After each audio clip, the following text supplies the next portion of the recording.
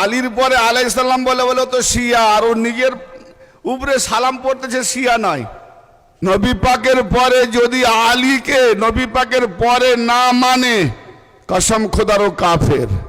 মোহাম্মদ আগে, আওলাদও আগে, আলীও আগে, তাহলে মোহাম্মদের পরে আবু বকর, ওমর, উসমান কি করে এসে গেল? আলী 4 নম্বরে কেন গেল?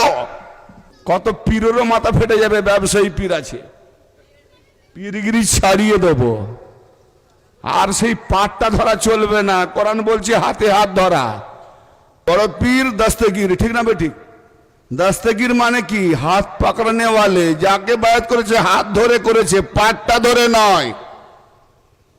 তার মানে যারা পাটটা ধরে করায় এরা হলো ধোঁকাবাজ। পাটটা ধরা মুরিদ, হ্যাঁ, সব ভেজাল। আসলেই তো নিজের হাতকে আল্লাহর হাত প্রমাণ দিতে পারবে না।